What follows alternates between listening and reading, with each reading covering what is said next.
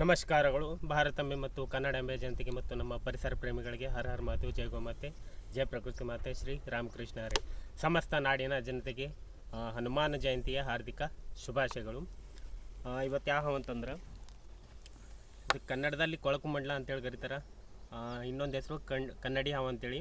ಇದಕ್ಕೆ ಇಂಗ್ಲೀಷ್ ಒಳಗೆ Russell vapour ಅಂತೇಳಿ, ಹಿಂದಿ ಒಳಗೆ ಚಿತ್ತಿ ಸಾಂಪು, ಮರಾಠಿ ಒಳಗೆ ಘೋಣಸ್ ಅಂತೇಳಿ ಕರೀತಾರೆ. ಏಷ್ಯಾ ಖಂಡದ ಎರಡನೇ ಅತ್ಯಂತ ವಿಷಕಾರಿ ಹಾವು. ಇದ್ರಾಗ ಯಾವ್ದು ವಿಷ ಇರ್ತದೆ? ಹಿಮೋಟಾಕ್ಸಿಕ್ ಅಂತೇಳಿ.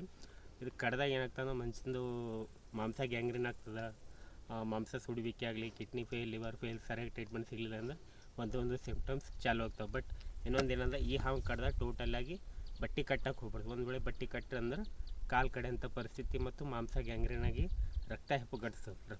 ರಕ್ತ ಹೆಪ್ಪುಗಟ್ಟಿದಾಗ ಏನಾಗ್ತದೆ, ಬಟ್ಟೆ ಕಟ್ಟಿದಾಗ ಜಾಮ್ ಆಗಿ ಕಾಲು ಕಡೆ ಅಂತ ಪರಿಸ್ಥಿತಿ ಆಗ್ತದೆ. ದಯವಿಟ್ಟು ಯಾರು ಈ ಹಾವು ಕಡ್ದಾಗ ಸ್ಪೆಷಲಾಗಿ ಬಟ್ಟೆ ಕಟ್ಬಾರ್ದು.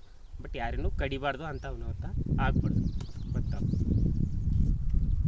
ಈ ಹಾವು ಅಂತೂ ಸುರಕ್ಷಿತವಾಗಿ ಬಿಡ್ತೀನಿ.